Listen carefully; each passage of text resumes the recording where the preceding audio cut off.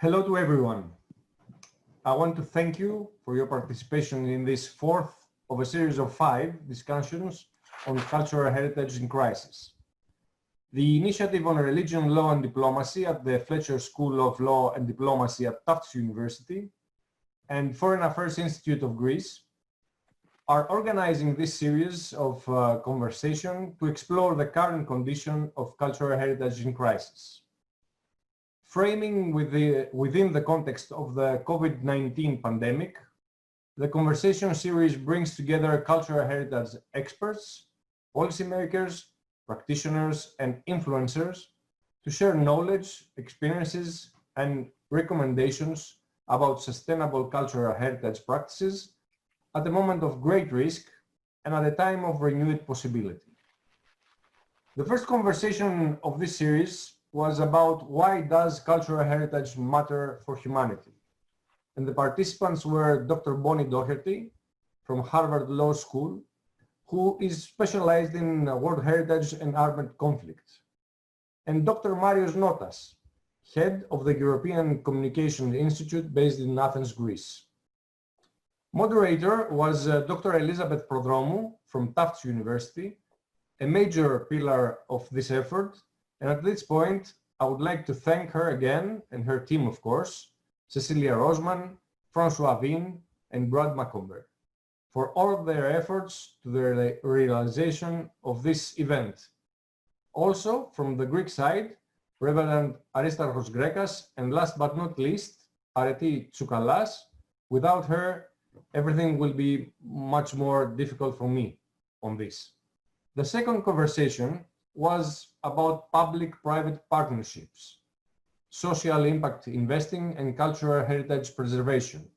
And the participants were Ms. Clay Wallace-Aramian from Culturalytics, Haris Yampanis, CEO of the Binaki Museum in Greece, and Dr. Stefanos Valianatos, Director for International Relations at the Hellenic Foundation for Culture.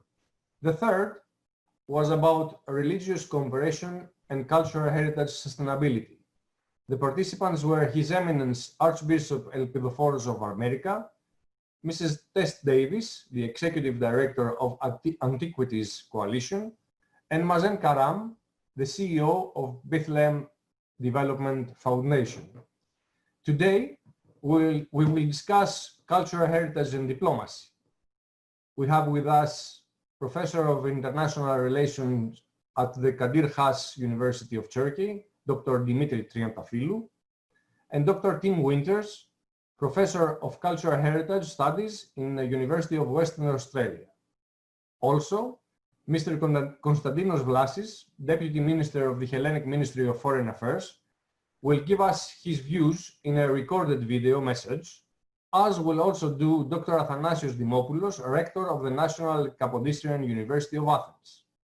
So having said that, I want to thank you all to be with us. And as for our audience, please feel free to submit any questions you have to our guests. Finally, to begin, I will ask to the participants to make a 5 minutes introductory statement related to the topic of our discussion. And after that, we will proceed with the questions, some of them from our audience. But first, we will see the recorded video message from Deputy Minister Vlasis.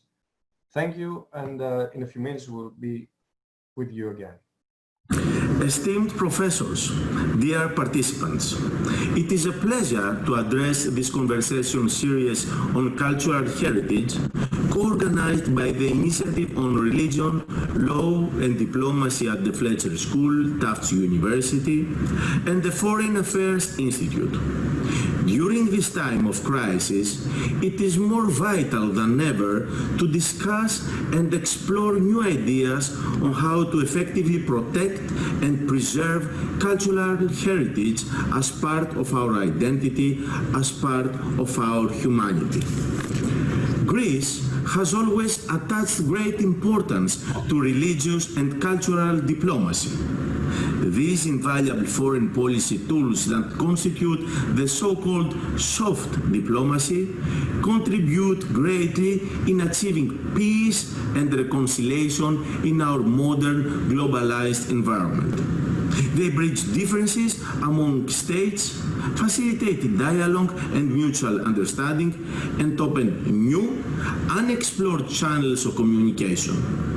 Sadly, this discussion is pertinent as we all have recently witnessed how these tools can be used in a non-constructive manner. The entire Western world has stood united in condemning Turkey's decisions to convert Hagia Sophia into a mosque.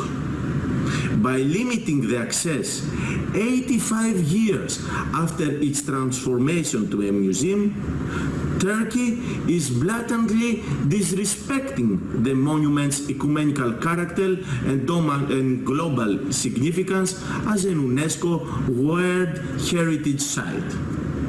Hagia Sophia is not a bilateral issue between Greece and Turkey. Hagia Sophia is a symbol of interreligious dialogue and mutual respect over the centuries. Religion and diplomacy have become more and more interrelated since the end of the 20th century.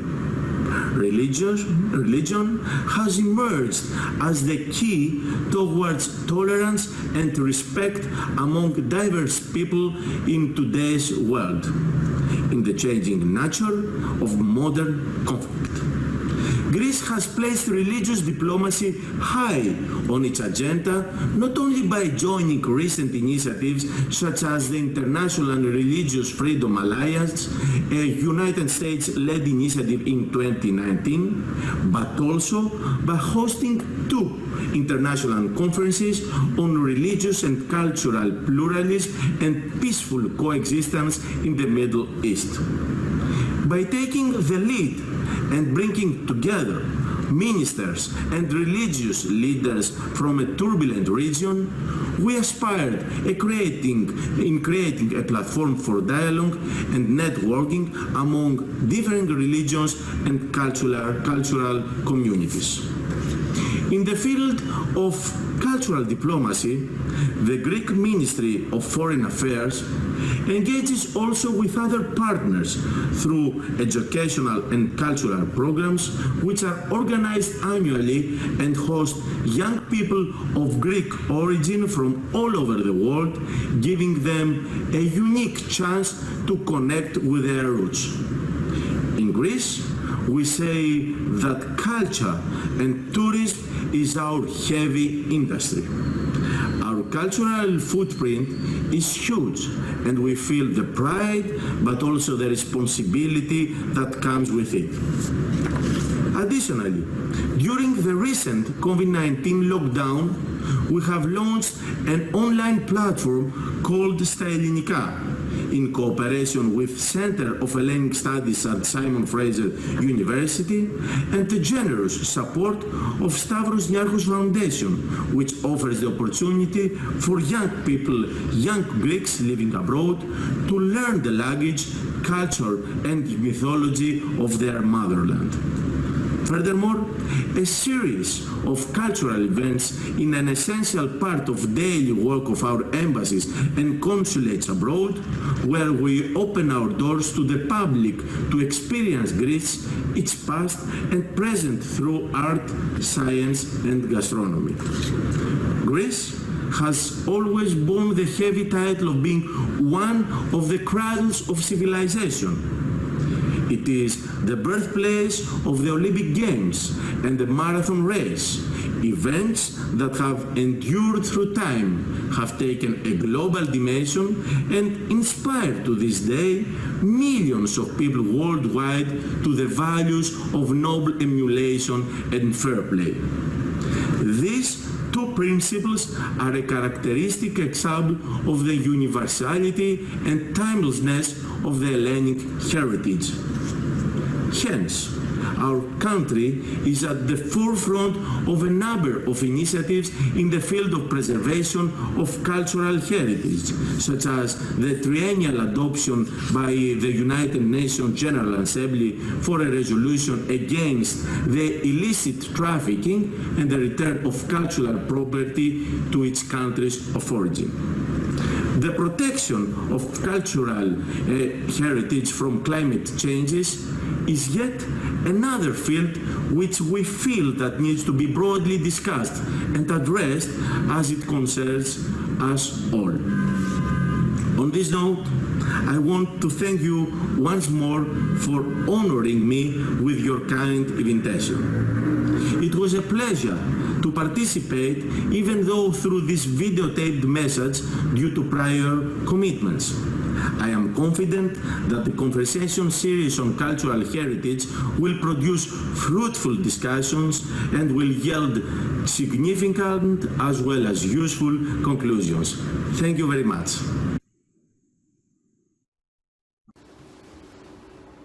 I am Professor Miletius Dimopoulos, Director of the National and Kapodistrian University of Athens, and I would like to welcome you to the webinar Cultural Heritage in Crisis, which is co-organized by the Initiative on Religion, Law and Diplomacy at the Fletcher School at Tufts University and Foreign Affairs Institute in Greece. I would like to point out the importance of student participation from several universities, the Fletcher School of Law and Diplomacy, the National Kapodistrian University of Athens, the Harvard Law School, and the European Communication Institute. The participation of students to this conversation, which reflects to the current conditions of the COVID-19 pandemic and focuses to the substantial cultural heritage practices at a moment of great risk, but also a time of renewed possibility. I believe that this is an emerging need to maintain the cultural heritage because it is unique and unreplaceable and loads the modern culture with the responsibility of its maintenance and its preservation to local and global level. Furthermore, we should all try to promote our cultural heritage during the COVID-19 crisis. Daily habits such as hygiene conditions and social practices such as social cohesion contribute to the confrontation of the pandemic. We should stress that human rights and freedom are timeless foundation of the culture. It is also very important to respect the national monuments which constitute evidence of our history, and people should maintain their cultural heritage as a factor of peace and stability. With that, I would like to close and wish every success for this conversation series, Cultural Heritage in Crisis. Thank you very much. Well, we thank Deputy Minister Vlasis. And now, Dr. Triantafyllou, maybe you can proceed to your initial statement, please. Well, thank you very much. I'd like to thank you and the Foreign Affairs Institute and the Fletcher School of Law and Diplomacy for inviting me to this initiative. And I'm particularly honored because I'm a Fletcherite. I have a MALD from Fletcher and a PhD from Fletcher, which I acquired a long time ago, 1996. But it's always thrilling and gratifying to speak to Fletcher students, among others.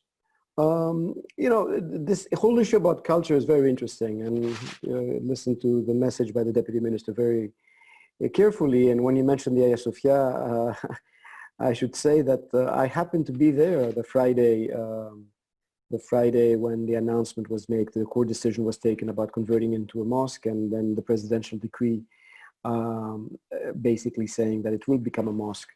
And it was a very interesting experience. I happened to be there to be on a television program, the evening news, a channel in Greece, and it was very interesting in the sense that going in front of the Hagia Sophia and having a crowd, not very big, a few hundreds of very, very radical, basically Islamists celebrating and chanting a number of chants, in particular hearing Allahu Akbar being chanted in front of the Hagia Sophia was a very strange experience that made me sort of well up, my eyes well up, and I was trying to control a bit my sobs. And it's not so much, I mean, yes, I identify to the Hagia Sophia and what it is and what it represents as a Greek Orthodox and as a Greek academic living and working in Istanbul for the last 10 years, where I've seen society change over the last 10 years. I've seen society change. And what Turkey was solidly a secular state, even though it was imposed secularization, has slowly been transformed and is slowly transforming, where secularization is still the norm. And therefore, and in that sense, having the Hagia Sophia as a museum and as a monument to humanity and under the aegis of UNESCO, protected heritage of humanity, made sense because therefore it represented some sort of had an ecumenical message, having been both a church and a mosque historically. But this change could imply other things about the future of cultural heritage in Turkey, which we need to consider. And it made me think about cultural heritage per se, in the sense that when do we think about cultural heritage and its protection? And whose cultural heritage? Because usually we take a very national perspective regarding it. It's linked to our culture. It's linked to our culture and our identity. And as Greeks, we heard the deputy minister just talk about what Greece is doing, but this is part of the DNA. Hellenism dates back for thousands of years and has contributed both to our identity over time and as well as Western and world civilization. And therefore, it is relevant for us that and Greece is very active with it, the UNESCO and the UN, the UNESCO conventions, on the Intergovernmental Committee on the means of prohibiting and protecting the illicit import, export, and transfer and ownership of cultural property, active in terms of the 1954 Hague Convention for the protection of cultural property. The minister mentioned the United Nations General Assembly resolution, which Greece sponsors every 3 years against illicit trafficking and so on, and a number of other initiatives. Even the marathon or the Olympic Games are cultural in that sense, right? As well as the notion of having a European capital of culture. But you know, in a basically homogeneous society, which is what the Greek society is, even though that's changing over the last few years with population shifts and so on. And it's natural to want to protect the cultural heritage linked to Hellenism, the ancient Greek history, and then later on Byzantine Empire, the churches, and so on. And sometimes we tend to forget that we also do damage. And we're not as good as, I think, everyone in the world as protecting cultural heritage. Because it might belong to some other faith, and therefore we disregard it or it's deemed less important as opposed to our heritage or mainstream heritage. And B, because, you know, because of the way of the world. We all live in big urban settlements. About 50% of the world's population lives in urban settlements. It's going to go to 60% in 2030, estimates say by 75% by 2050. And as we all live in this big multicultural, intercultural cities with, we produce pollution and our carbon imprint is big, well, our cultural monuments, at least the ones that are visible, tend to suffer. And then there is this perennial battle between economic development, growth, modernity, and so on, as we expand our urban centers, and what's underneath, because both all over Greece, take Athens and other cities around the Mediterranean, they're built on history, right? The present is built on history, and as we're trying to build the future, we're building it on history, and therefore there's a balance that needs to be maintained, which sometimes we're not very good at maintaining. And it makes me think that apart from all these initiatives that exist, and there's international conventions and institutions that are out there to protect cultural heritage, as well as big international NGOs such as Europa Nostra, ICOMOS, and others that all have relevant national chapters in most countries. COVID-19 has maybe made us think that there's another dimension linked to it as well. And then the minister sort of alluded to it at the end with this new initiative that Greece did. I mean, there was a meeting, a pre-summit meeting last year in September at the United Nations before the General Assembly during the Climate Action Summit of linking cultural heritage to climate action. And here the relevance is that if one looks at some of the reports coming out of the United Nations Intergovernmental Panel on Climate Change, which monitors the rise in global temperature every 2 or 3 years, it was a report that came out in 2018, which suggests, and it's about maintaining the temperature not at no more than 1.5 degrees Celsius, because if it goes to 2, then water levels will rise and it will have repercussions on culture. And specifically in the report, when the Mediterranean was mentioned, one of the direct impacts of climate change in this part of the world will be the city of Alexandria in Egypt, which is not very far from here, where the whole Corniche, this beautiful historical city, the whole Corniche, which is the coast of the coastline of Alexandria, will all be submerged, and something like 3 to 4 million people will have to move inland because that part of the city will disappear together with the heritage that comes with it. And it's not very far. We know about Venice and what happens to it every year. So it's interesting that maybe we need to rethink a little bit about the notion of cultural heritage and its protection, and linking it also to this very real issue of climate change, which affects us all. And maybe I'll continue more with the questions. Thank you so much, Professor. I will begin with this one of your remarks that everyone has his cultural heritage. Okay, so apparently he has to defend it. So this brings me to the first question. Since everyone has his cultural heritage, how does it relate to soft power? And if cultural heritage is a lever in international relations, is it conciliatory or tending to generate confrontations? What do you think about that? That's a good question. I think it's both. It has the potential of being conciliatory, and we have examples of this. And even in our part of the world, even in this poor, long-suffering island of Cyprus, which is still divided. You have the only divided capital in Europe still there, in Nicosia. And there's been an attempt at dialogue, at finding a solution for a number of years now. And part of that process has been the creation of a number of technical committees among experts from both sides on education and on gender issues. And the one that's been the most successful is the Technical Committee on Cultural Heritage, led by a Greek Cypriot and a Turkish Cypriot. And that committee, like all committees, are led, co-led, and has been able to mobilize funds from the United Nations, from the European Union and other funders to restore buildings across the island that have some cultural value. So from churches, Greek churches, to Armenian and Maronite churches, because you have small minorities of Armenians and Maronites in Cyprus, as well as mosques and other religious sites and buildings of a Muslim nature. And I think some 33 or so of these projects have actually been restored, or in the way the technical committee is leading in terms of the restoration. And there, this is a very conciliatory process, right? You have the Greek Cypriot and the Turkish Cypriot leaders. The Greek Cypriot is much older than the Turkish Cypriot.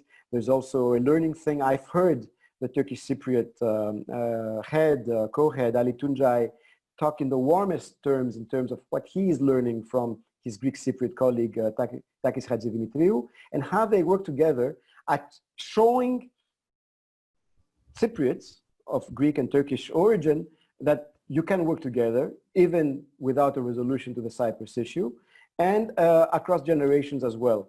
So there you see the peace-building qualities of cultural heritage. On the other hand, we talked a little bit about Turkey before, which is, again, it's a culture, it's a country that's not as homogeneous, say, as Greece, It has other groups within it. Some are religious minorities, some are not. But nevertheless, there's a dominant culture, which is Sunni Islam culture, where there's been an attempt to maintain a balance between all the different cultures and the heritage that that country has. But given developments in Turkey over the last few years, and especially in the last few weeks, we see an attempt politically to impose or maybe make secular Islam sort of the ideology of the state, as opposed to secularism, which secularism at least allowed, because secularism is a religion in itself. It's a religion in itself, but it allowed all groups to sort of live together in peace. And that might have repercussions on culture as you try to impose your vision. So the conversion of Hagia Sophia becomes that, and it can be confrontational. And it's been happening with a number of other churches also in Greece, and periodically too, over the last few weeks. So there have been small incidents that are not really reported of attacks, not organized necessarily, but obviously by people that on Armenian sites, on Armenian churches and so on. There have been 2 or 3 attacks, and there's concern in the Armenian community in Istanbul and elsewhere in Turkey. So it could mobilize towards working together, conciliatory as you said, but it could also lead to greater fanaticism. And this is something that one should be aware of. So let me ask you again, in this context, how can diplomacy balance the two narratives or the 2 tendencies? I mean, the conciliatory and the confrontational. Well, first of all, by stressing the universality of cultural heritage and culture in general. And so if we take the Greek case, by making sure you work with the international organizations and the different initiatives that Greece takes, stressing this, but I think when it comes to cultural property, cultural heritage, given the potential for confrontation, I think one also needs to work, something that we don't hear much about, at levels beyond the state, at the civil society level, to mobilize, to raise awareness. And maybe in that sense, climate change might be a good way to raise awareness, given its existentialist nature. It affects each and every one of us. And therefore cultural heritage comes into that. You need to mobilize society to be aware that this is a relevant issue, and therefore, given its importance, in particular in countries or cultures where this is part of their DNA and history, more concerted efforts need to be made. Maybe this should be part of a wider effort. I mean, interesting, again, if I refer back to the Deputy Minister's message, it's interesting. Some of the last initiatives he talked about is about, I think he said Enelimika, this program, this platform of having Greeks or up from abroad of Greek heritage to converse and talk in Greece. It's more than that, right? I think culture and cultural heritage is more than that. And so an awareness at the societal level, an awareness at the level of younger generations, and them acting as sort of a bottom-up approach to pressure government, to pressure the state, to make this issue even more relevant and important, might be a way forward. And also given the fact that, as I mentioned, climate change, which affects the Mediterranean, the Aegean, I mean, it affects, doesn't matter what shore one is on, whether it's Greek shores or Turkish shores or Egyptian shores, the effects of climate change is the same. One can see the potential of platforms, of projects that are multilateral in promoting an agenda to put the issue of cultural protection and cultural heritage protection at the forefront. But, sorry to insist, but do you think that society or the civil society organization are always for peace, for conciliation? I mean, in Turkey, there is a portion of the population, about 20%, who are Kurdish. So they have their cultural heritage, and they are in conflict with the state, with Turkey, and the Sunni narrative for almost 30 years or more. So which are the levers that can sustain peace and conciliation and this unity efforts than other than I don't know, the government, diplomacy? Yeah, but it's interesting because you raise the Kurds, but the Kurds, you know, it's ethnic group that the largest part is Muslim anyway. They're Sunni Muslims as well. It's not as important in their identity. What's important is that they are Kurds. But I think it's interesting, paradoxically, what unites all the groups in terms of wanting to protect their culture and therefore cultural protection, and that's, is the fact that there is this battle happening, and I mentioned this, it's happening in Greece, it's happening in Turkey, as you know, it has to do with economic development and the emphasis on you know, making sure that the urban centers become centers of the 21st or 22nd century and whatever, and you end up sacrificing cultural heritage. And if one goes around Istanbul, like I've been there for the last 10 years, I'm shocked sometimes to see the state of many Ottoman era monuments, at the way they have not been kept, or they've been totally marginalized because a bridge or a road or an overpass had to be built next to it, right? And because if the ambition is to create a modern city, like Dubai in the Gulf, but Dubai is built on sand and Istanbul is built on history, this is what will happen. And there, the damage is irrespective of whether one is a Muslim and their culture being destroyed, or whether one is an Orthodox or a Jew or an Armenian. And so one of the problems with the notion of protecting cultural heritage has to do with modernity, has to do with mass tourism, has to do, and many times tourism and culture go together, right? There's this whole notion of cultural tourism anyway. And so that's one aspect of what Turkey is facing, which is an aspect I think countries like Greece and others are also facing. And they're also there in terms, as you said, the Sunni identity being sort of becoming more and more dominant. There are paradoxes. So the Hagia Sophia losing its luster, and it's not so much its conversion to a mosque, but because it's becoming a mosque, it means that in a mosque you cannot have icons or frescoes or anything like that. What do you do with them? And there are many cases of this happening in other Hagia Sophias around Turkey.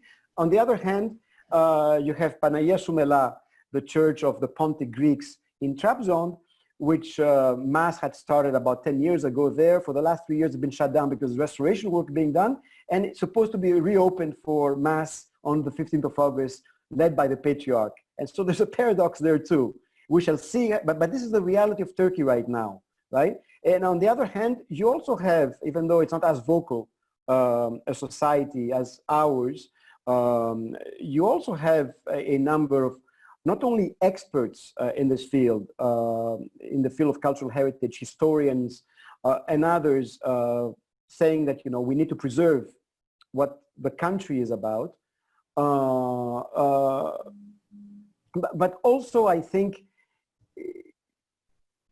among the population in itself, most Turks are not necessarily practicing. There is a vocal minority that's practicing that, and then part of that does not understand about other cultures, the fanatics, as I say. But I think, I mean, let me give you a small example with Hagia Sophia and polls that have been taken in Turkey recently. There was one poll which had something like 47% of Turks that were polled in favor of the conversion of the monument into a mosque. And in that poll, among the governing party members that were polled, only 70% agreed with that decision. And among those polled that agreed with this decision from the MHP, which is the coalition partner on the right, the far right, only 49% of them agreed, which is interesting because it also means that you might be pious, but you also understand and want to respect the culture of others and therefore protect that heritage, right? So it's a much more, it's not as clear cut, and that's why it's very difficult to judge what is happening there. There is an imposition, it's a very top-down system, but it's much more nuanced than in maybe other countries where Sunni Islam is a dominant religion or Shiite Islam and their smaller minority groups and their cultural protection and heritage really suffers. For now, this might change in the future, right? Yeah, but I think that in government level, the thinking is much more rigid. So this question is for you and for Dr. Winters. How is cultural and religious heritage understood in terms of sovereignty, and how it is related to the practice of state diplomacy? Well, it's understood. It depends how governments and leaders use it and implement it. I mean, if they want to stress it, that they can use it. And let me go back to Cyprus again, where with the technical committee, which has been very successful. I was hosting a meeting of Cypriot civil society a few years ago, where Ali Tuncay, that I mentioned before, the Turkish Cypriot head of this technical committee, made a presentation and explained with a video of which monuments, both Orthodox monuments as well as Muslim monuments, had been preserved and restored. And one of the participants, a teacher, very active in civil society, a Turkish Cypriot participant, was very upset with him, saying, why do you restore mosques? Why do you restore mosques? Because our heritage as Turkish Cypriots is that we are secular. And the fact that mosques are being restored at a time when, from Turkey proper, with the settlers and the policy of the state, religion plays a more dominant role, you are trying to Islamize us, which is not exactly the intention of the technical committee. It's about fair restoration of all. But so it's how it's instrumentalized. My point is how this is instrumentalized by the ruling elite, that it can become an issue. So in Turkey's case, it might be there. We might be on the way of this becoming an issue. It's also based on the longevity of the government, and so on. Things might change again, right? It's not very clear-cut, but it was very interesting, the reaction of this Turkish Cypriot teacher saying, man, this is not me. This is not me. And Tuncay had to explain to her, but this is what cultural heritage is. And for the Greek Cypriots, heritage also goes through these religious monuments. So what is heritage? How is it expressed? It usually has to do with religion as well, more than anything. And so it really depends on the policies of the states. Just like I'm sure Tim would have to tell us about how the Chinese do this, for example, in terms of how they play up on the issue of cultural protection and heritage. Okay, so let's turn to Dr. Winters. What's your answer in this question? So please, Professor Winter, please proceed to your 5 minutes introductory statement, and then we can go to the questions and answers. Sure. Thanks, Loukas, and thank you very much for your chairing of this session. I'm sure it's going to be a stimulating discussion. And thanks. I'd also like to start just by thanking the Fletcher School at Tufts and the Greek Department of Ministry of Foreign Affairs for what has been a fascinating set of conversations over this week, and I'm sure hopefully today and the one in the next coming days will also be equally stimulating and useful for people in working in different contexts, whether they're studying or in professional practice. So my interest in this topic stems back a good 20-25 years. my work is largely focused on the political and economic dimensions of heritage in a number of contexts, particularly in Asia. And I guess I can start by saying that heritage has been part of the interface and that entangling between nationalism and internationalism in the modern era. So if we think about the modern conservation movement, nationalism and internationalism have been part of that process as modern conservation and heritage movements have evolved in the last 150 years or so. But in reading the politics of heritage, we've been much more comfortable, it seems, to naturally gravitate towards the politics of heritage at the national level and the nation state. But when it gets to beyond the nation state and the international scale, things seem to become a bit more murky and a bit more unclear. So I've been particularly fascinated in that ongoing kind of tension and compatibility between nationalism and internationalism, but also the ways in which heritage figures into international diplomacy, public diplomacy, and geopolitics, and the shifting world order that we've seen in the last 2 decades or so. So I first studied that in the context of Cambodia, a post-war, post-genocidal context where a number of countries came together. And then I've looked at it in a number of other conflict and post-conflict countries, and also a number of settings where there's a heavy emphasis on international cooperation. So a number of years ago, I started working on and around the theme of heritage diplomacy as a way to bring these different themes together. And there's many strands to that concept as an analytical frame that I think is somewhat different to cultural diplomacy for reasons I won't go into now. But one of the things I think is important is to understand how, why, where, and when heritage cooperation happens, how diplomacy, how geopolitics has shaped the modern conservation movement and the modern heritage movement around the world. What issues and what causes come to be the focal point of cooperation. And we often speak about the international community, but what does that really mean? And I think it's something that might come up later. So for example, why is it that so much attention focuses on countries like Iraq in the Middle East, but at the same time, a case like Yemen has passed largely unnoticed in the last 6 or 7 years, and the immense destruction that has happened there, somewhat tragically, I would say.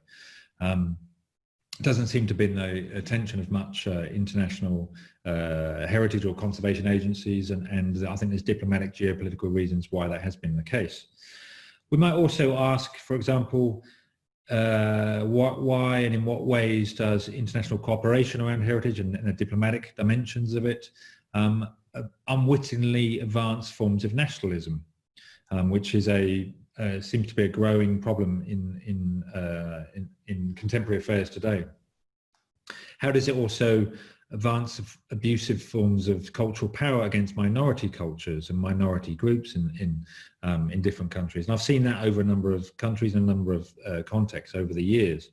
So I think those are types of things that a more careful and rigorous analysis of the diplomatic and geopolitical dimensions of conservation and heritage today can unravel, or not unravel, sorry, reveal and unpack. Now, I would say in terms of this conversation, I'd say there's 2 things I guess I want to sort of bring to the table early on. And the first is how might heritage diplomacy as a topic and as a concept help us understand new ways of developing mutual understandings, international dialogue across borders, which is much needed today. In what ways does heritage diplomacy afford forms of cosmopolitanism and cosmopolitan cultures?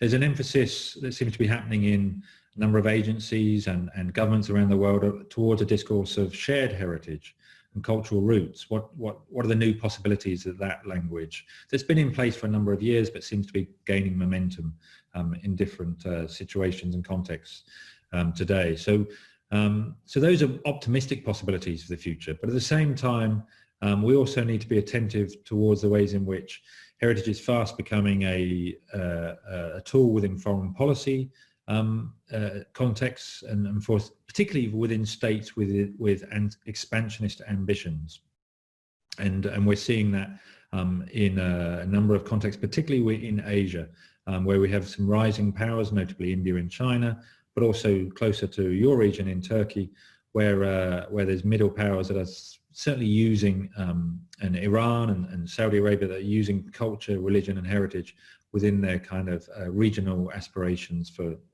gaining influence well, essentially, yeah, influence within the region in different ways.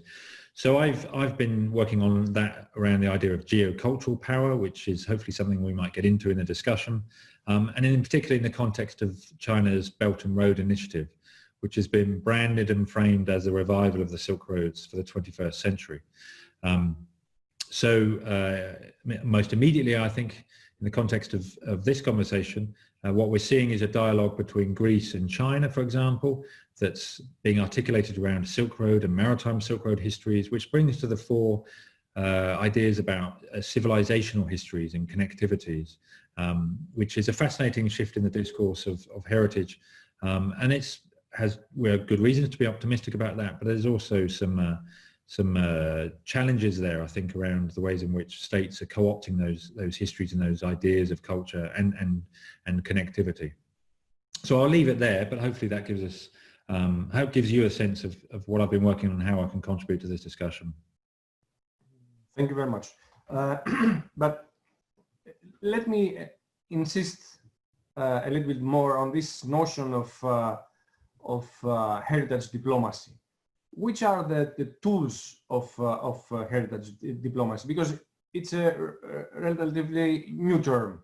How right. does this diplomacy relate to soft power? What do you think about that?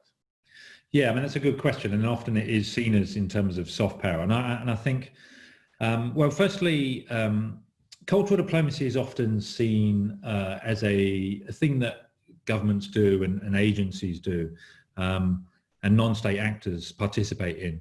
I guess one of the ways I'm trying to advance the idea of heritage diplomacy is to see it as a form of analysis rather than a practice in itself. And it can be a practice, obviously, that I think agencies, for example, I was at the Smithsonian Institute a number of years ago, and I said, spoke to the director, I said, do you think you're engaged in heritage diplomacy? And he said, I've never really thought about it in that way, but absolutely this is what we do. But within an analytical context, I would say that it hopefully points to the ways in which history, culture, religion, and obviously how these become manifest as heritage are being mobilized and co-opted for political purposes, both domestically and internationally. And that international cooperation has always been at the heart of the modern conservation movement, particularly after the Second World War, where there was so much emphasis on rebuilding European cities and restoring trust and goodwill across a number of countries.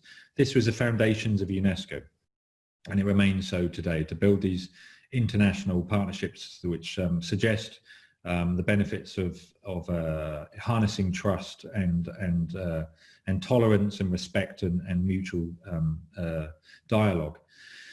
But that doesn't mean to say that that's a harmonious picture that language often suggests to us. So it's offering a critical eye to really what's going on in that space. So it brings together a number of disciplinary perspectives that tries to understand both how diplomacy, international politics, and geopolitics shape heritage and its associated forms of conservation, but also the ways in which the latter figure into these new forms of state power, particularly today. So your question about how does it relate to soft power? In many ways it might well do, but I would also question that distinction in the sense that it's often heritage as a form of spatial and social governance. It's also linked to infrastructure, and that's just what we're seeing in Belt and Road. So for example, for example, Japanese aid since the Second World War has often focused on World Heritage sites, and there's these require, in some places like Southeast Asia, a heavy investment in infrastructure programs, whether it's electricity, airports, water, sewage, hotel zones, so on and so forth. These can be multi-million, if not multi-billion-dollar contracts. And so heritage becomes part of this much more complicated process of aid and cooperation, which is, I think, far more than soft power, particularly within the ways in which it's been understood within a post-Nye definition. And where it really becomes important, I think, to break down that notion of soft and hard is through the ways in which we're moving to digital economies and the digital entanglements that heritage and tourism, for example, are being rapidly folded into. So, for example, China is now the sort of dominating international tourism around the world. There's 150 million or so Chinese tourists that were coming outbound before the COVID arrived upon the 2020 scene. And this represents an enormous platform for China to internationalize its digital ecosystems. And these are going to be linked to international payment systems, social networking, so on and so forth, in ways that are very, very compelling for countries like Greece, Turkey, Sri Lanka, Malaysia, so on and so forth. But that's the degree to which these countries will have to respond to the economic lure and the attraction that the Chinese tourist brings, and how that feeds and fuels the connections in towards a more China-centric economy in the 21st century. And so tourism is playing a big role in that. And obviously for countries such as Greece or Italy, heritage tourism is fundamentally important and central to those growing economies. And I think that's going to be even more important in a post-COVID world, where something like Belt and Road, the architecture of cooperation, will move more and more to people-to-people connectivities. Thanks again. Let me stick with China as an example. We see that China is a little bit more assertive towards its effort to expand its influence, not only by infrastructure, but also in cultural matters. So this how to say it now, this use as a tool of cultural heritage is going toward peace building, or it is another tool as other classical tools of diplomacy and in this struggle for world power? Well, I mean, that's another great question. I mean, and I think we are yet to fully have that picture revealed. China's Belt and Road Initiative rests upon this idea of reviving the Silk Roads for the 21st century. And certainly what we're seeing is the Silk Road as a historical narrative of Eurasian connectivity that is based around ideas of mutual exchange, whether it's cultural, technological, economic, trade, that played out over a number of centuries, and that this was a peaceful history of trade and exchange. And so China's using that as a platform to say that this represents evidence of China's peaceful history in the world. So the Silk Road provides a platform through which an international China that's connected to other regions, other countries, can demonstrate that it has benign intentions, that it's a win-win cooperation, and it's built on harmonious trade and exchange, and mutual learning and mutual respect, a shared destiny through which everybody will benefit. Obviously, there are many, many instances on the ground where that seems definitely not to be the case, and so the degree to which that plays out in different contexts is something I think we need to watch over the coming years, and there are good reasons why this, as a platform for international cooperation, absolutely resonates with the intentions of UNESCO and other organizations as they've been set up in the second half of the 20th century to build those types of relationships.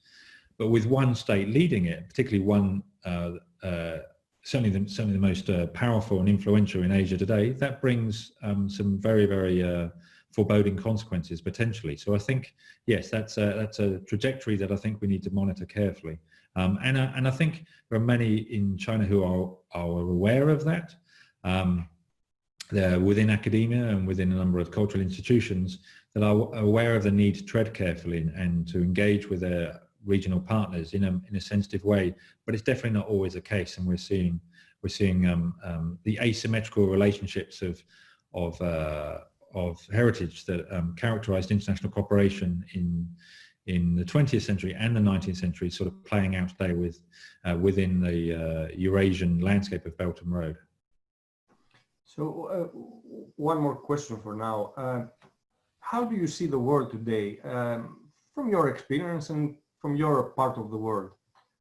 Do you see it as, let's say, three pillars, which one is the Western world, the Islamic world, and China's world, and with another factor, the international organizations as an intermediator, or this image is totally wrong?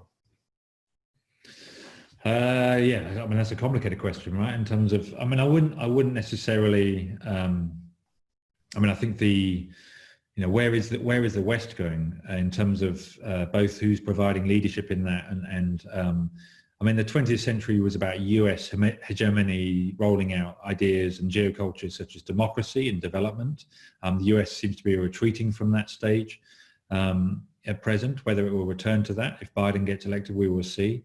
Obviously, the European Union is very much struggling to manage its identity and its purpose in the world today, and how it can affect some regional influences beyond its own geographies.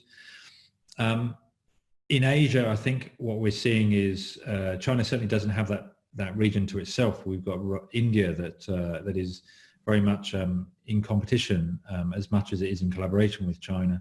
So there's a complex multipolar world that's kind of developing, and yeah, who's providing leadership in that, and those international agencies that as I mentioned earlier, that we often talk about the international community, but what does that really mean in a multipolar world, and where those who are taking leadership are no longer either interested or necessarily financially able to do that.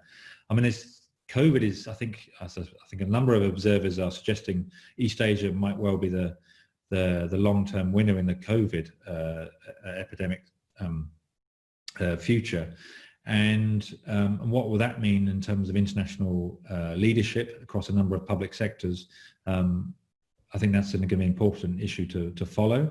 And I think that will filter through to the ways in which cultural aid figures into international cooperation, where a number of Western countries seem to be retreating from the humanities and culture and public funding of culture. That's coming to the fore for those countries that, particularly in Asia, that are seeing that this is central to identity building at the national level, but also central to the economies of countries and the sense of sort of national cohesion. And China is, through the Silk Roads, is definitely sort of seeing itself as a civilizational state that's reclaiming its place in history. And so the Silk Road enables it to do that and sees itself within a larger geography, regional connectivity. But as I say, I mean, there's other countries also competing into that space, such as India, but also Iran, Saudi Arabia, and Turkey that make it for a complicated situation. Okay, perhaps I have an objection about Turkey, because historically its heritage, its cultural heritage is not so strong, but this is a personal opinion. Yeah, but can you explain that? Which are the great civilizations in the human history? Right. No, I'm certainly not suggesting that Turkey ranks alongside. No. So which place in the world can claim a middle power like Turkey on the cultural level? Not so much. No, but I think obviously under Erdogan the revival of sort of neo-Ottoman inclination seemed to be happening in a way that is invoking ideas of history and culture that are sort of extending beyond Turkey's boundaries, and so that's butting up against other countries in the region, and this is potentially a source of distinct frictions. And as I say, Iran, Saudi Arabia, there's similar things happening across that region that whilst we've got agencies like UNESCO or CESCO are trying to push international cooperation, there's state-driven agendas there that are making that a complicated space. Since we have this conversation, let me ask about Australia and how in this country is felt this friction between civilizations and cultural confrontations, and also the Chinese influence to Australia. Yeah, I mean, certainly, I'm not sure if the ideas of Chinese influence gravitates around debates and discussions around civilization. It's much more to do with the pragmatics of technology, national security, surveillance, and other issues, and the ways in which China's believed to be interfering in the economy and its public institutions. So yes, Australia finds itself in a difficult place in terms of, particularly with a retreating US. There are, in this part of the world, there are regional architectures of cooperation. Belt and Road is being countered by the Indo-Pacific and the Quad. These are kind of discourses of regional cooperation with Japan, India, the US, and Australia coming together in a way to try and contain China's growing influence in both maritime and terrestrial affairs. So Australia is very much still attaching itself, through its growing suspicions towards China, attaching itself to this alliance with Japan, India, and trying to find, and the US, and trying to find values and ideals that bind these countries together, which often is a bit more cryptic than a number of experts might suggest. I have to tell you that we have a great number of questions, but we don't have too much time. So I would ask both of you if you can address how heritage diplomacy affects living communities associated to those cultural and religious sites.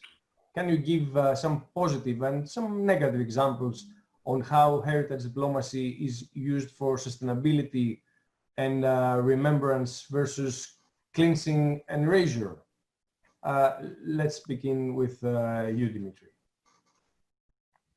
You're not giving me any time to think. I mean, again, I would go to my Cyprus example, which I think there is a lot of happening out there, and there's an understanding at the level of communities. You know, the technical committee has been successful because it also implies respect for the other, and I think in that sense, I mean, I happen to have been in Cyprus a few years ago when there was a US-funded restoration project that the committee had just completed, which had a Maronite monastery. And there's a small Maronite community, and everybody agreed, whether you were Greek Cypriot or Turkish Cypriot, that the fact that this whole complex had been restored and available to the community helps intercultural dialogue, interfaith dialogue, a better understanding of the other. And I think this is one example. The Hagia Sophia Museum was another example. So let's see the implications of this. But this is what I can think. I only want to make one point, because I was listening to Tim before, and it was very interesting because you mentioned at the beginning about the transactional nature of the world. And I had never really considered the cultural aspects of that. And so through the Belt Road Initiative, there's also that dimension. And I wonder whether one way to, and you also talked about, you know, imbalances in terms of power projection. The Chinese are doing this very well. They have the potential and so on. So it might well be, I mean, if you think about Europe in the EU, culture is basically a policy within the purview of member states. It's not a community policy, right? Culture ministers meet twice a year, but together with youth and sports and whatever else. Maybe this is something that needs to be redefined at EU level, so that there is a stronger cultural component, as the EU is also dealing with the challenges from the Chinese and others. It's just an idea that came, and this is really at the level of diplomacy. And given the fact that there are so many EU member states that do feel that culture is an important element and cultural heritage of who they are, and many of the big ones and powerful ones. So this might be something to consider. But anyway, this is just an aside. But I think I gave you these two examples. Maybe Tim has more. Tim, this is your turn. Yeah, I would say there's good reason to be optimistic in terms of the community dimensions of the ways in which heritage is going, and two reasons I say that. One is the international heritage expert field has long tried to work itself out of this focus on the material culture, that is monuments, buildings, archaeological ruins, so on and so forth, to focus on more social and cultural understandings of heritage as living heritage. And so the last few years, that's been an explicit agenda for organizations like UNESCO to think about the communities first. And that's becoming much, much more mainstream than it was just even a decade or so ago. And COVID, I think, has really brought that home, the importance of that, because COVID's a crisis that hasn't led to major destruction of heritage sites. And this is a topic that another one of my PhD students here, Erin Lynn's been looking at in Central Asia around what's happening there in terms of COVID with community, the impact of COVID on communities in terms of heritage. And the observation obviously there, it's about livelihoods. Nothing's been destroyed. It's not like a war. So COVID's a crisis on heritage that's not about, that we've seen in previous times and in the ways in which we think about crisis. So there's been a real understanding that heritage is essential to issues like, which is what Dimitri's been talking about, tourism, development, economic livelihoods of groups that live around World Heritage Sites. So I think COVID might actually be fast tracking that awareness that more attention needs to be paid to that. And in some respects, that means the state needs to get out of the way, as Dimitri said, and other non-state actors can really take the lead there. How it will filter through to the big players such as the Global Heritage Fund, the Getty Conservation Institute, I think that's a interesting question, because often what they want is prestigious projects. They want to save. So they want to save the great temples. They want to save the great structures that defined the glorious civilizations of humanity. And so actually really getting in the nitty-gritty of benefiting local communities and the livelihood is something they're less predisposed towards. So I think that's a culture change that has to happen in those sorts of organizations if this is genuinely going to filter through the whole sector as a whole. Well, in previous conversation about cultural heritage in this series, there were highlighted the issue of funding, of course. Today we discussed about government and diplomacy. We didn't discuss about the role of academia in this circuit. And of course, there is also a diplomacy aspect in academia. Big and renowned universities make diplomacy, are diplomacy tools. So what do you think as a last comment? And then I will ask you to summarize for 2 minutes each of you this conversation. How do you see your role as a teachers, as a professors, and the role of universities in this effort of cultural preservation? Dimitri. Okay. I mean, I think we alluded to it a little bit. I mean, it is a specific subject, and it depends who teaches it and based on their specialization. As I said, in my university, my colleague has an architecture background, and therefore, and she also has a UNESCO chair, and she tries to deal with it within that context. So it's a very specialized group of students, and it's not a course that, I mean, is mainstream, even though there are elements as we are working, and this is, I think, universities are working on the curricula every time, even though it's a struggle, because this is one of these issues where it's about general knowledge and culture, and universities are more and more linked to the workplace, and you know, general knowledge and culture tends to suffer in that sense. But we've created courses whereby some of these courses that all the incoming freshmen have to take include some elements of this. But my experience has been as an educator, and I've been doing this more and more as I I stay in this field, and every September, I feel a year older than my students, which I am. The incoming freshmen are 18, and I'm getting a year older, and I always try to find ways to link the material with what I do. And I've decided that, and I've been working on track 2 stuff, track 2 format outside the main classroom. And really, based on this conversation, I've seen how I've evolved. I would do track 2 activities that were based on my specialization, which is international relations and security. And over the years, I've included elements that have to do with civil society and different panels and discussions. And there's no reason why in the next activities I will be doing, hopefully in December, I cannot have sessions on cultural heritage as well, to bring it in to the younger generations, for them to interact, to work on creating project ideas and proposals, and understanding the significance of this. So there are many ways, I mean, that universities are doing this through formal education, but also informal education. I do not know what's happening at you know, high school level or elementary school. I suspect there's an issue, because the issue has to do with that usually everything is taught through the national lenses of one's history and culture, and not much is given to the others. So universities can allow for this, but as I said, it also depends on educators themselves being willing to try and experiment new things. Dr. Winter. Yeah, that's a really interesting question. I mean, I 2 points, I think, to try and be brief. One is, I think, the really fundamental importance of interdisciplinary conversations, which Dimitri's been talking about.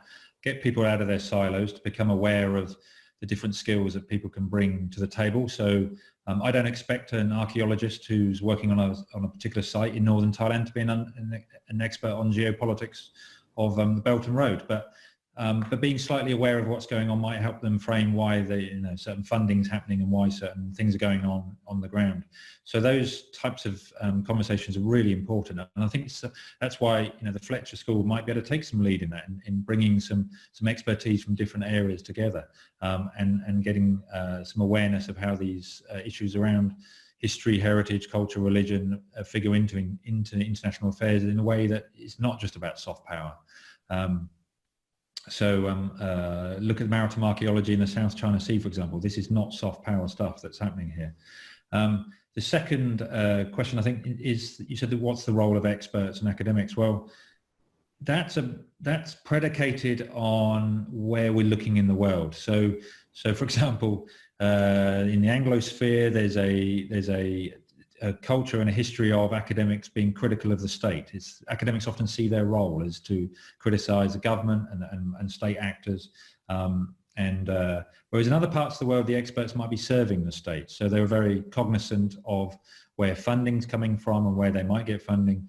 And therefore, bringing experts, academics from different countries together, it's important to understand the political context within which they are working.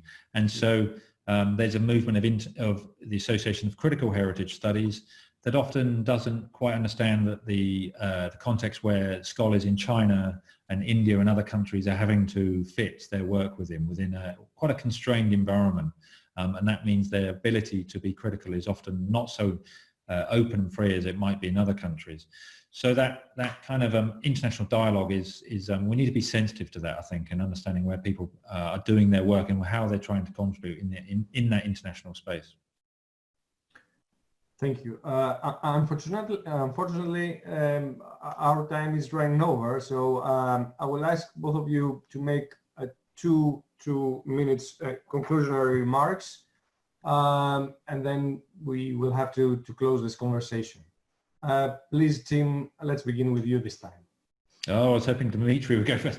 I'm not sure if I need 2 minutes. Look, I think I'm not sure if I need 2 minutes. I would just say, look, there are many more questions on the chat board, and there's some great questions there, and that indicates that I think it's a new area. It's an important area, and there's much more dialogue that's needed, and much more awareness, and it's an important one because of what we're seeing happening in Turkey, as an example today. But there are many cases we could look at that tell us that the precariousness of minority cultures, minority groups, the kind of what I'm calling a geocultural rivalry that's emerging between sort of neo-Ottomanism, Iran, India, China. These are kind of worrying times that we're seeing here.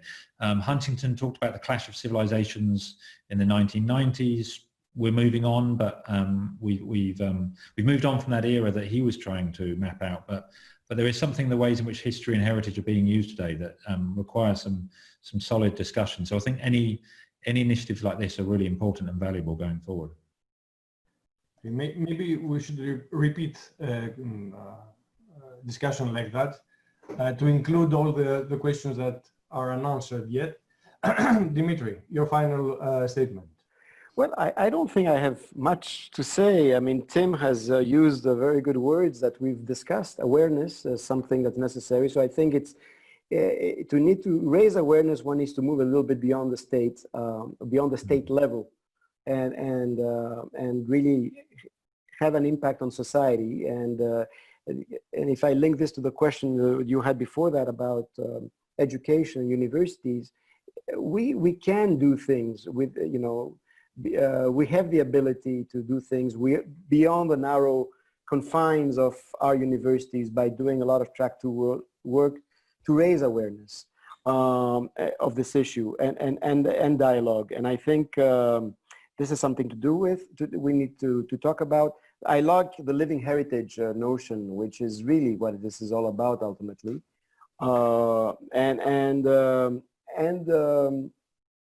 The need to have an awareness of bigger notions. I mean, the point about scholars and experts not all being the same because of where they come from and the challenges or pressures they deal with, right? So when Tim talks about Chinese scholars, well, it is a reality.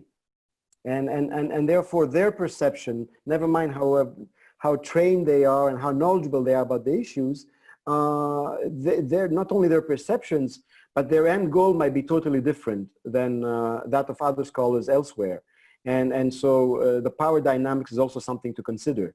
And so we just have to rethink of everything. I mean, it's a process, but we have to rethink of it at state level and beyond the state of how to keep this topic on the agenda. And as I said, I go back to a word I've been using a lot recently is it's an existentialist issue, which I think COVID-19 has brought out this social consciousness, which we need to capitalize on, even on this issue per se as well.